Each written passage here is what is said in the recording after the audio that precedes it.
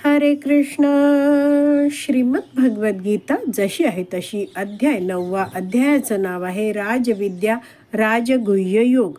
26व्या श्लोकाचं तात्पर्य आपण पहिल्या पॅरेग्राफच्या 8व्या ओळीपासून आता पुढे वाचणार आहोत. त्याआधी श्रील प्रभुपादांना प्रार्थना करूया.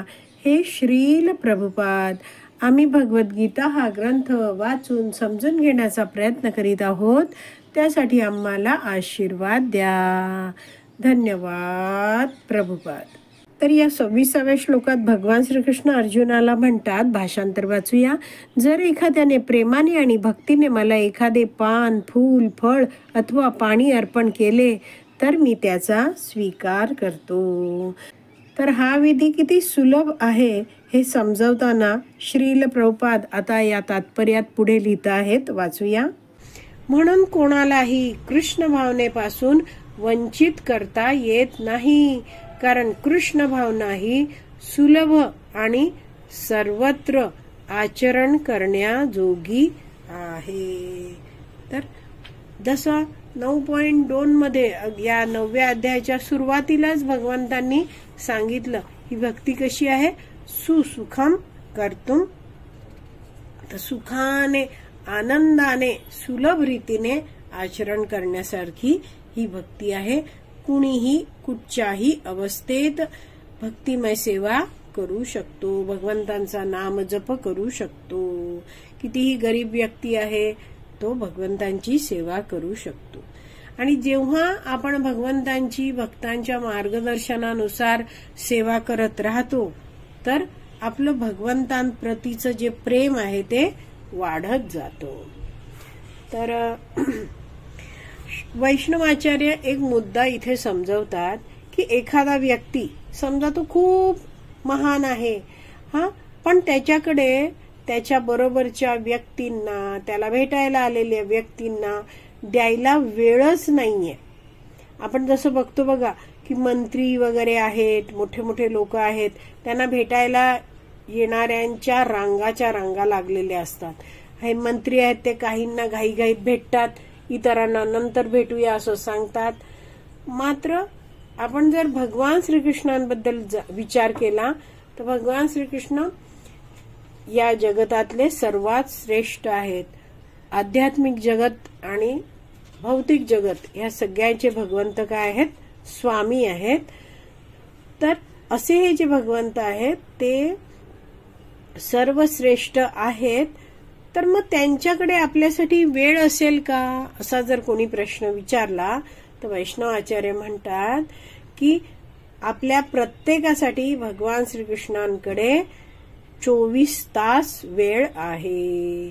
म्हणजेच आपण आपल्याला पाहिजे तेव्हा भगवंतांचं नाम जप करू शकतो, भगवंतांचं कीर्तन करू शकतो, भगवंतांबद्दल जे ज्ञान दिलं आहे, श्रीमद भागवतम मध्ये भगवंतांच्या लीला आहेत त्या वाचू शकतो, भगवंतांनी दिलेले भगवद्गीतेचे उपदेश आहेत ते वाचू शकतो, श्रवण करू शकतो.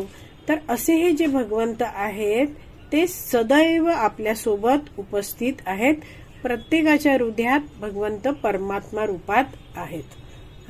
जसं एखादा मोठा अधिकारी आहे, त्याला भेटायला जाण्यासाठी आपल्याला कितीतरी प्रयत्न करायला लागतात. मात्र भगवंत आहेत ते इतके दयाळू आहेत, कृपाळू आहेत की ते सदैव आपल्या सगळ्यांच्या कल्याणासाठी आपल्या हृदयात उपलब्ध आहेत. आणि आपण जेव्हा मोठ्या प्रेमाने भक्तिभावाने भगवान श्रीकृष्णांना नैवेद्य अर्पण करतो तेव्हा भगवान श्रीकृष्ण तो नैवेद्य आहे तो स्वीकारतात. आणि इथे दिलाय ना की कोणालाही कृष्ण भावनेपासून वंचित करता येत नाही. तर कृष्ण भक्ती आहे ती सगळ्यांना आचरण करता येणारी आहे. कुणीही भगवंतांचं नाव सहजपणे घेऊ शकतो, कृष्ण प्रसाद खाऊ शकतो, भगवंतांबद्दल श्रवण पण करू शकतो.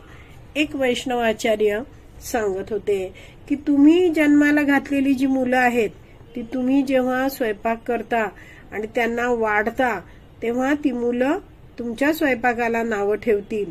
मात्र हे भगवान श्रीकृष्ण आहेत त्यांना जेव्हा तुम्ही मोठ्या प्रेमाने भक्तिभावाने नैवेद्य दाखवतात तेव्हा भगवंत कधीच कटकट करत नाहीत. तर भगवंत इतके महान आहेत, ते मोठ्या प्रेमाने आपल्या भक्ताचा प्रयत्न आहे तो स्वीकारतात. पुढे म्हटलं आहे, इतक्या सहज सोप्या पद्धतीद्वारे कृष्ण भावनाभावित न होण्याची आणि सच्चिदानंद जीवनाची प्राप्ती करण्याची इच्छा न करणारा असा मूर्ख कोण असू शकेल? कुणीच नाही. काय म्हटलं आहे? ही कृष्ण भावनेची जी पद्धती आहे, भक्ती करणं आहे, ती कशी आहे? सहज सोपी पद्धत आहे. आणि याद्वारे आपल्याला काय प्राप्त होतं? सच्चिद आनंदमय जीवन प्राप्त होतं. आध्यात्मिक जगतामध्ये जीव जेव्हा या भौतिक जगतातून जातो आहे, तर आध्यात्मिक जगतात त्याचं जीवन कसं आहे? सत म्हणजे शाश्वत, चित म्हणजे ज्ञानमय आणि आनंदमय आहे. तर अशा ठिकाणी कोण जाऊ इच्छिणार नाही? सगळेच जाऊ इच्छितील.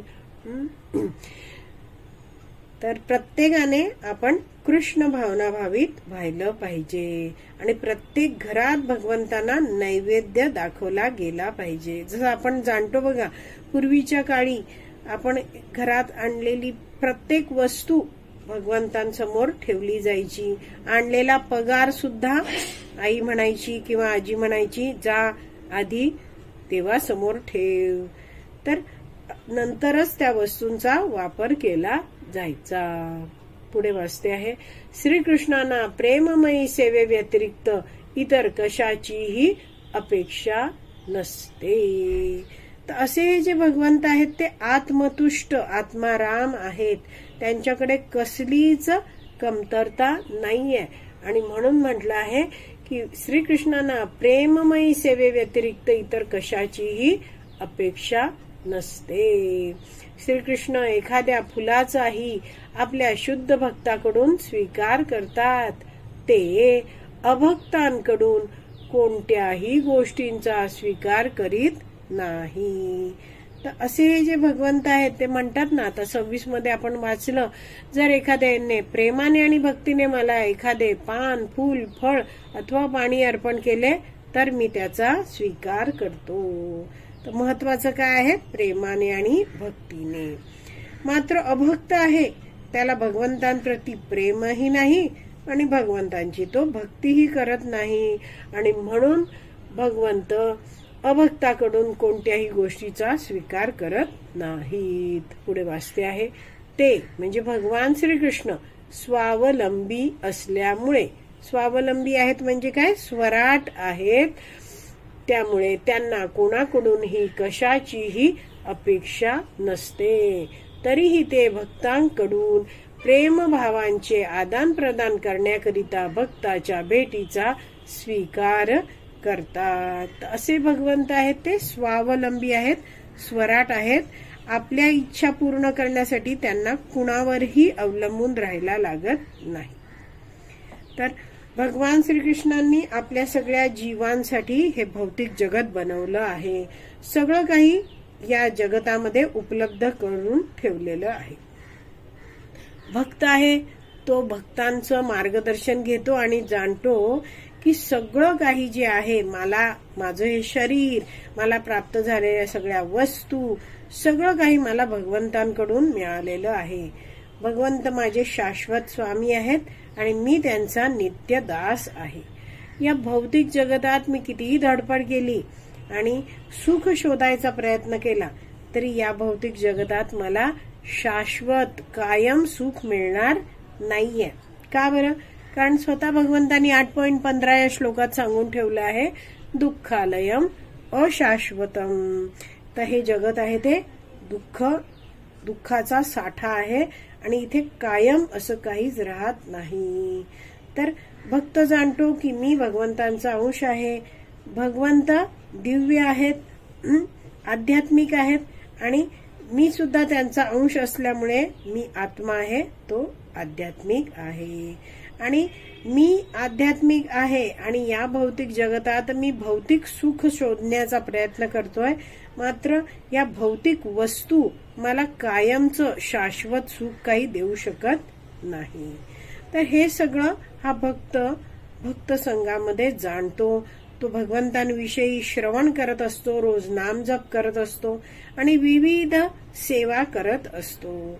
आणि असा भक्त आहे तो भक्तीमध्ये पूर्णपणे दृढ होतो आणि तो जाणतो की भगवंतांनीच सगळं हे उपलब्ध करून ठेवलं आहे, तर या सगळ्या वस्तूंचा वापर मला भगवंतांच्या सेवेत करायचा आहे. तर असा व्यक्ती आहे तो मोठ्या प्रेमाने भक्तिभावाने भगवंतांसाठी स्वयंपाक करतो, नैवेद्य बनवतो.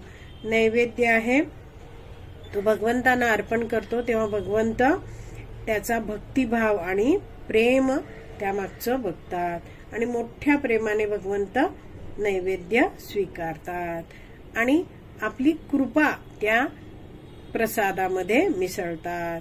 तर असे हे जे भक्त आहेत ते भगवंतांना मोठ्या प्रेमाने नैवेद्य अर्पण करतात, भगवंत त्याचा स्वीकार करतात आणि भक्तांना कृपा प्रसाद देत आहेत. तर असं हे प्रेमाचं आदान प्रदान भगवंत आणि भक्तांमध्ये चाललेलं असतं. तर आज आपली विराम द्यायची वेळ झाली आहे. आज आपण इथेच विराम देऊया. श्रीमद भगवद गीता की जय. श्रील प्रभुपाद की जय. हरी बोल.